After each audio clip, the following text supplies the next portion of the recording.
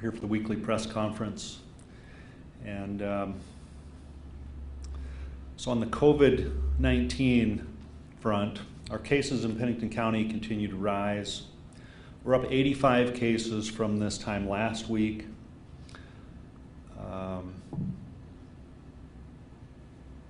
And the COVID testing in Pennington County has gone up as well. We've had a total of 3,826 tests and about a 6.7% positive rate. So that's pretty good. That means to me that many more tests are being performed on people. When we started out, this percentage was much, much higher. So I think the testing is a positive note in all this.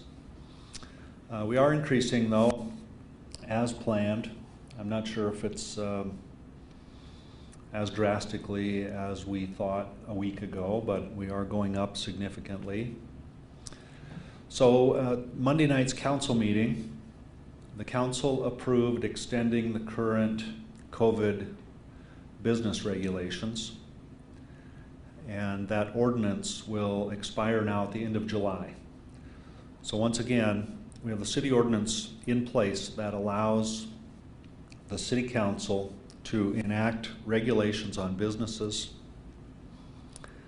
and to modify those regulations by resolution. And so Monday night they also extended the resolution, and that resolution will expire June 19th. So that will cause the council to take this matter up again at the June 15th council meeting. Our rapid transit system is still targeting June 15th for starting up operations again. I'm told that it's possible that there may be some adjustment to hours or schedules, and to stay tuned. So we will be communicating any changes to rapid transit as we get closer to that date. The employees, the 3 employees who have tested positive at rapid transit are doing well, still recovering, but doing well. On the outskirts of town, we see the Rapid City Regional Airport has been gaining about a 5% increase in its passengers per week lately. They estimate they're still seeing about only 20 to 30% of the normal passenger rate, but it is increasing noticeably. So the other hot item on the agenda has been the protests. Protests are a complicated topic because there are a set of facts, there are a set of rules, and there are a set of emotions, and there are many things that weigh into demonstrations and protests. So in Rapid City, we've seen 3 protests related to the George Floyd death or Black Lives Matter movement. The first was on May 30th in the afternoon hours. And that was largely peaceful. There were a few moments of chaos and 1 arrest. We then saw during the evening hours of June 1st, and that was a relatively peaceful protest as well. And last night, June 2nd, we've seen that these protests are gaining members.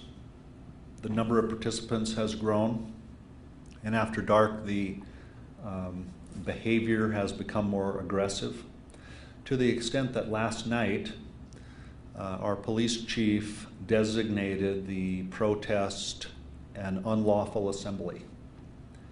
And that designation really is a brief way to describe an assembly that has become unsafe, unruly, a threat to public safety. And based on that, then law enforcement is allowed to, or they are authorized to disperse that group, to make that group leave the area.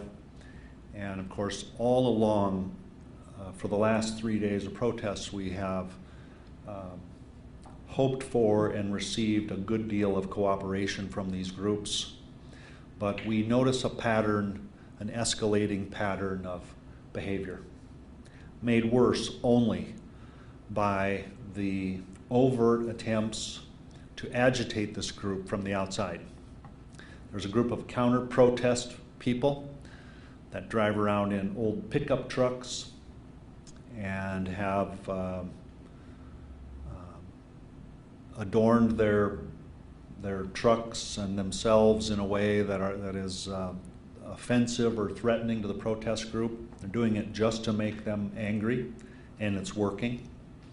So we see a spike in the negative behavior when this group is in the area. So it's not helpful. I certainly wish there was something better they could do with their time. It causes problems for everyone in the community. I just want to say that the resources that we're using to staff these protests is much greater than you would see on a typical day in the summer, because we have to take care of several issues such as traffic safety and pedestrian safety. We monitor this group's movements. In many cases, including this case, we have offered to assist in the demonstration to make sure that it's done safely and effectively. And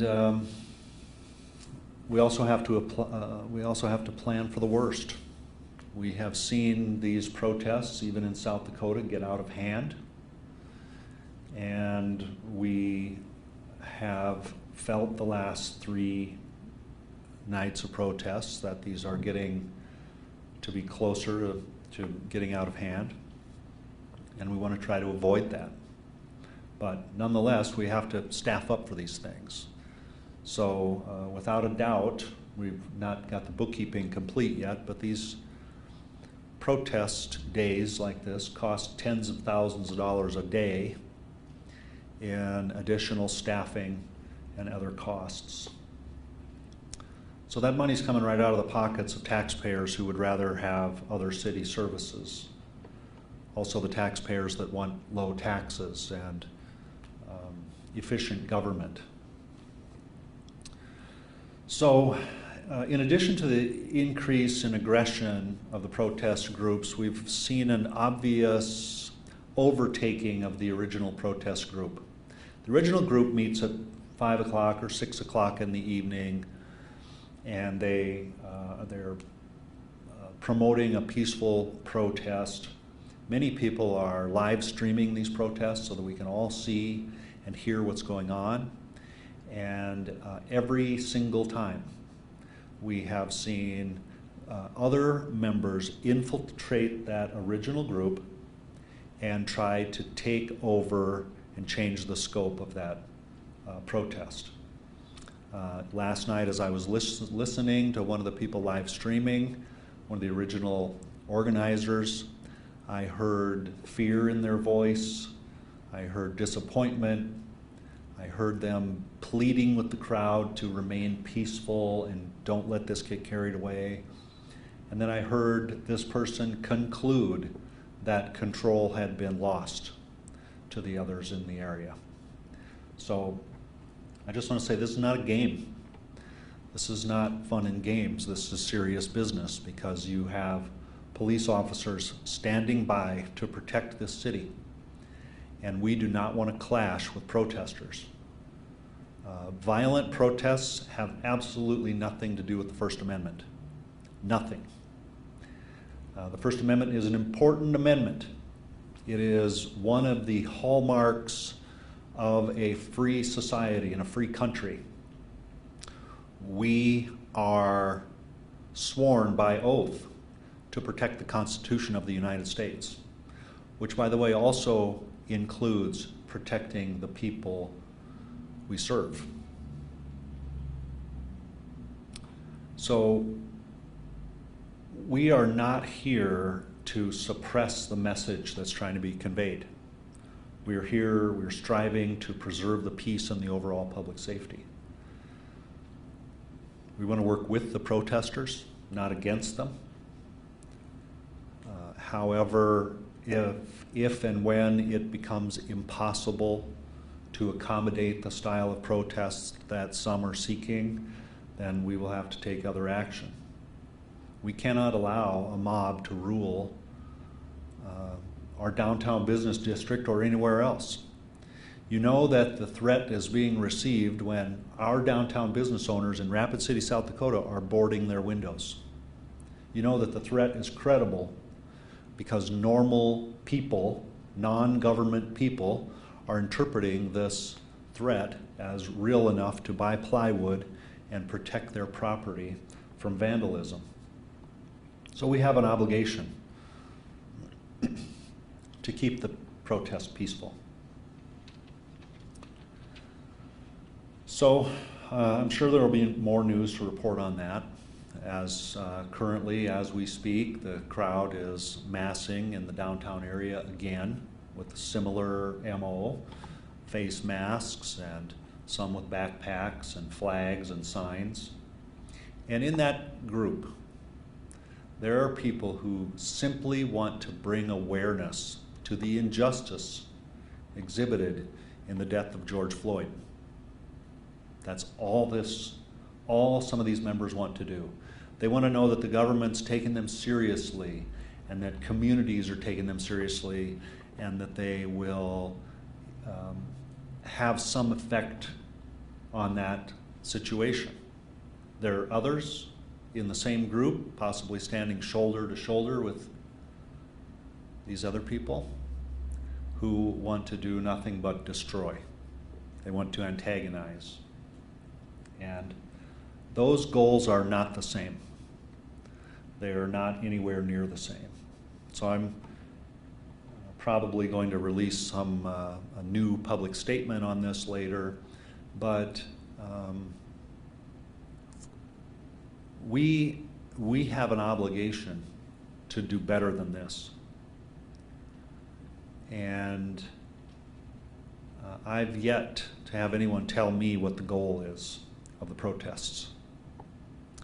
If the goal has to be attainable, the goal has to be local, because Rapid City has no influence on how people act in Baltimore or San Antonio or Denver.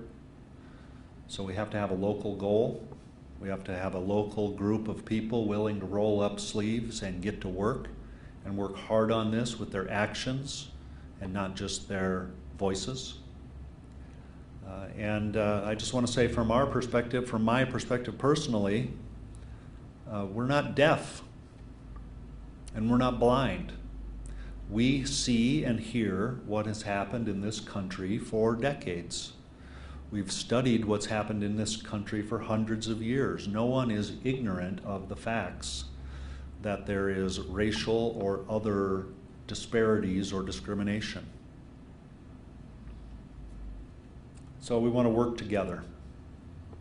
And this problem will not be solved in the middle of the street holding a sign. It is impossible to solve that way. But there are likely possible ways to make improvements. Okay? Changing topics. We've heard today that our police chief has announced his retirement. And by the way, he's been talking to me about this for months. This is not an action spurred by any recent occurrences, but Carl Jaggeris has been here for nearly 25 years, serving this department and these citizens in a variety of roles. He'll continue to serve Rapid City and South Dakota in his new role. So we'll miss him at the police department, but he will be doing something just as valuable in his new line of work. So we wish him well. I would take questions from people in the room. If you go to the podium,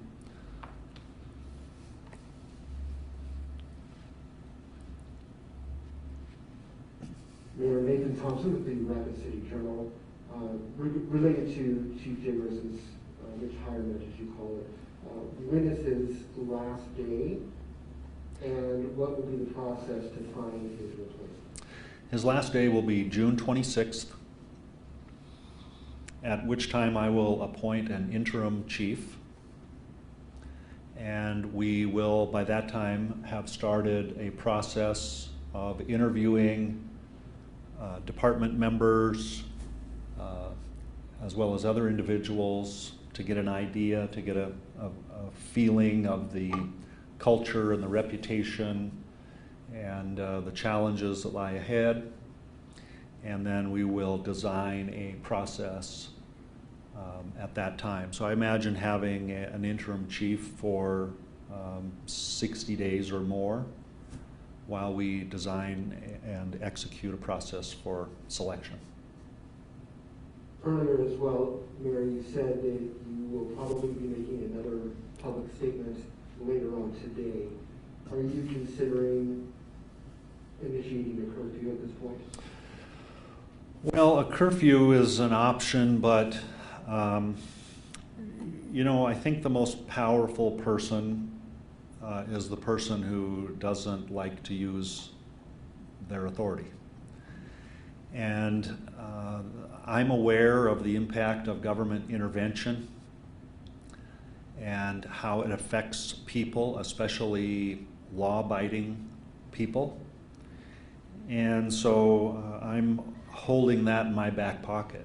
If we get a situation that cannot be controlled by the field employees of the RCPD, Pennington County Sheriff, South Dakota Highway Patrol, or the National Guard, if there is a threat that needs to be handled differently, then I would bring that curfew out and make that statement. But hope we don't get there, because I think that's a ugly action to take against an entire community. I mean, justified action under the circumstances, but still ugly. I would like not to do it.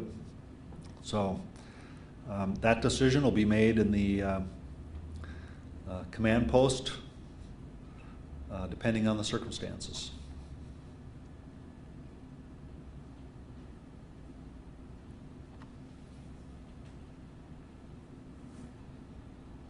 Jeff Foss from KOTA. With the employees at Care Campus testing positive, what are the next steps to trace those individuals who either work there or visit the facility to check on their symptoms? That facility specifically, and others like it, have been included in the state's mass testing initiative. So I imagine there will be many more tests down there. But again, all of the contact tracing occurs through the Department of Health, and we know that they have been in contact. So simple answer, more testing. More testing and isolation if necessary. We do have at the emergency shelter, we do have today, I believe, 10 individuals, the majority of which are COVID-19 positive. And so they're being isolated appropriately and cared for in a way to keep them safe and also keep them from spreading the virus. Having a background in law enforcement, what qualities are you looking for in appointing the next chief of police for the city? Well, times change. And so I began my career as a police officer in 1984. It was a different time. And I retired in 2014, and even that was a different time. So I think the same qualities that anyone would look for in an employee, in a manager, are important for a police chief, but also someone who has demonstrated a willingness to engage and adopt and serve a community, even at sacrifice to themselves, will be a good candidate. It's not a job for everyone, and we need to make sure, both with the police and the fire chief selection, that we're doing the best for the community for a generation to come. Because these individuals will likely be in their role long after I'm out of mine. So we'll be getting plenty of help from the community in vetting potential candidates and getting input on those, the service of those two departments.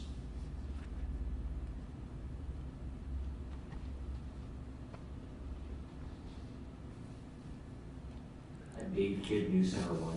Governor Noem talked this morning about any kind of reform or changes in law enforcement needing to be taken locally.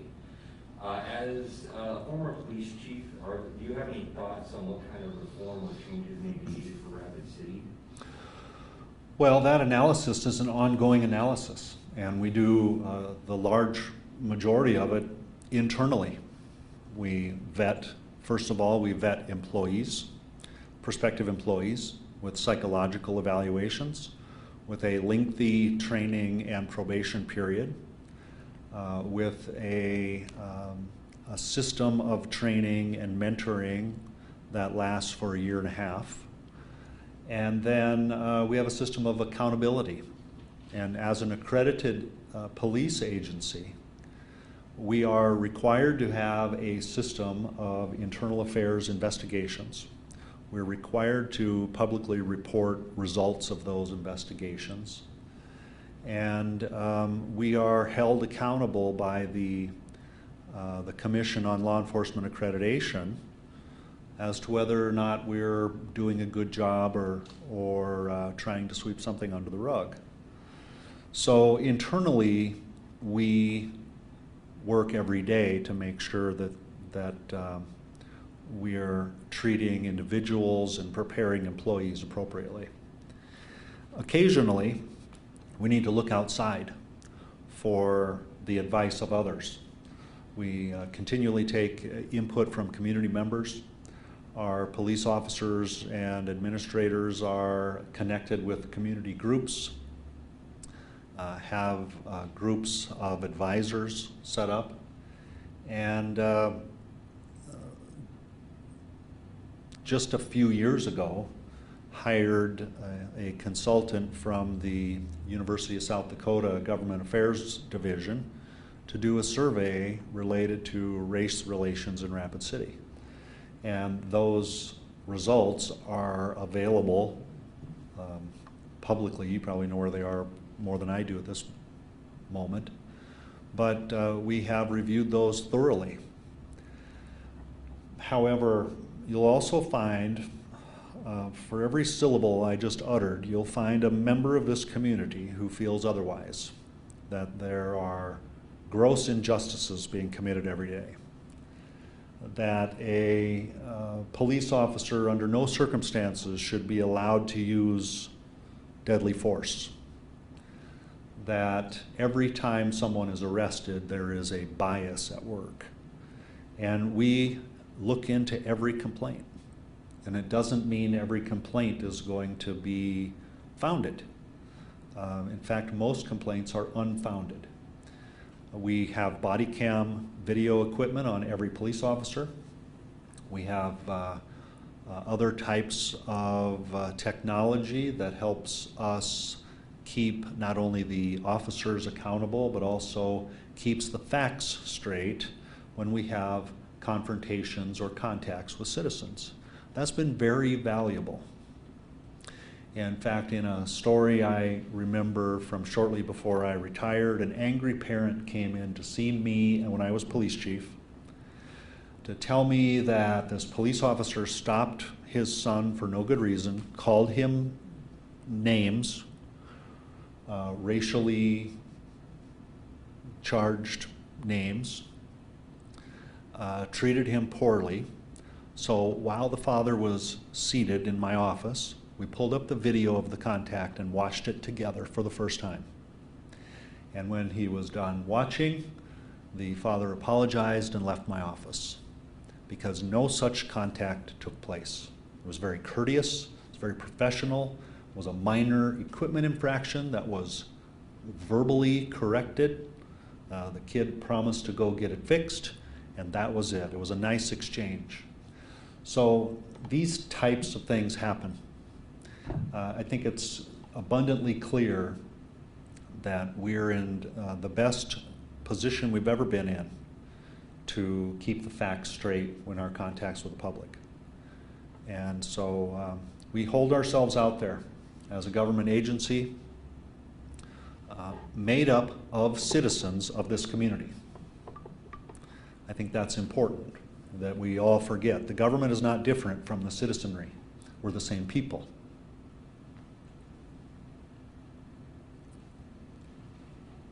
City Nurse in Kettleland. Just to compare, in Sioux Falls, there have been about the same number of arrests that there have been so far in Rapid City. Is there any advice that you have for the community, for the protesters or businesses or just anyone that can prevent what we already saw once in South Dakota from happening here in Rapid City? Well, my advice at this point is don't naively come downtown believing you are going to be part of a peaceful protest, because someone else has a different idea, and you will be grouped up with those other people for a period of time.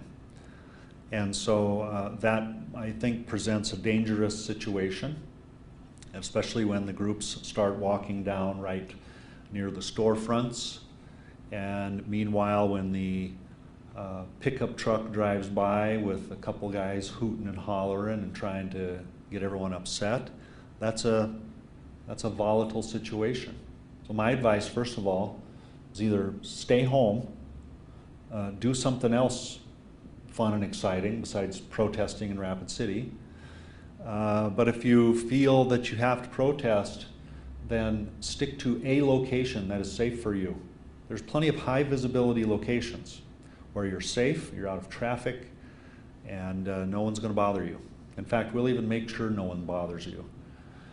But to roam around downtown yelling, chanting, blocking the road, and making obscene gestures, and hurling out insults at citizens or police officers, not helpful, not going to achieve the goal, is merely an expression of anger. And I get anger. I've raised teenagers. I know how it works when you get into a volatile situation and maybe you say or do something you wish you hadn't. But this is serious business. And from what we have seen the last couple of nights, this can quickly escalate into a peaceful protest, from a peaceful protest to a riot, in the matter of perhaps a single stone being thrown. And that is in no one's best interest. When the protesting group has started to alienate themselves from the rest of the community, they're hurting their cause more than helping. So we're here to empower, enable, and protect groups who want to protest or demonstrate.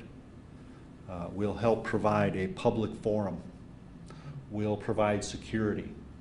If the location is right, we'll block off roads to make sure you get your point across. But if the whole point is to defy authorities, then we can't work with that group. And that ultimately, at the end of that continuum, is an ugly confrontation with government. No one wants that because no one wins. Only everyone loses.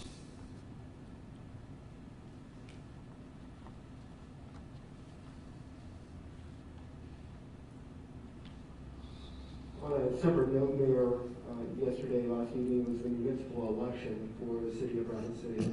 It appears as though we may have a recount in Ward 3, a new person, obviously in Ward 1, and re-election in Ward 4.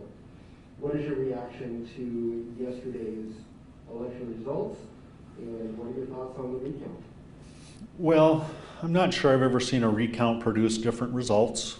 Maybe it has. I just don't think I've seen it personally.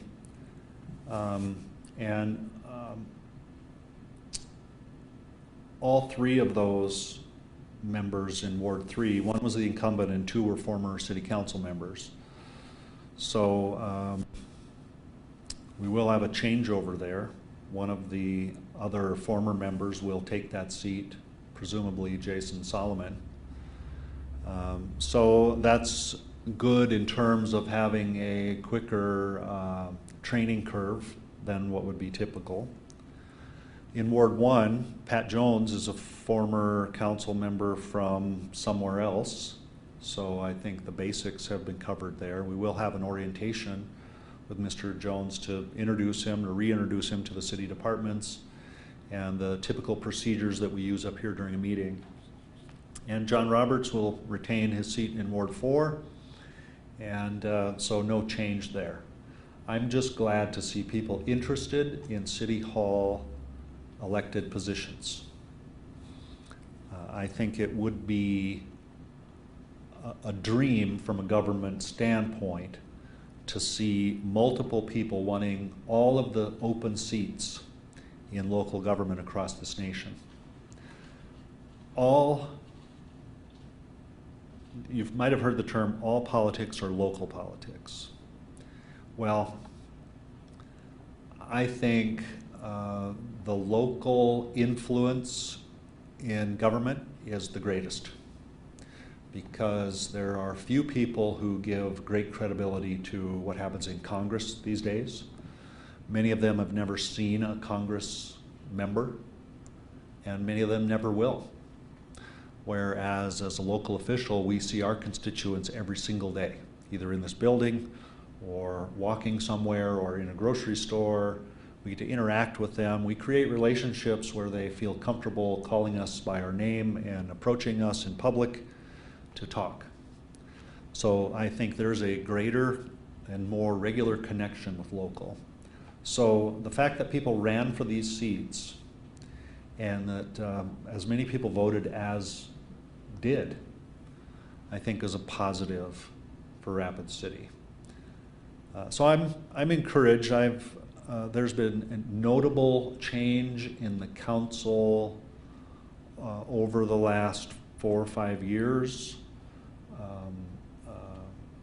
A greater emphasis on accomplishing goals and a greater emphasis on professionalism and doing what needs to be done to make a great city. So I've been pleased with that. And that doesn't mean for a minute that all of them agree with me or vice versa. It's that I think we've created an environment where it's okay for us to disagree without becoming enemies, which was one of my frustrations when I ran for mayor the first time, is that we had factions on the council that were vicious towards each other.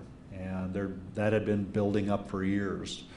And so I think because of the quality of members of the city council, we've gotten past that hurdle, and hopefully we're creating a new culture that will be more attractive to people in the future, especially younger people.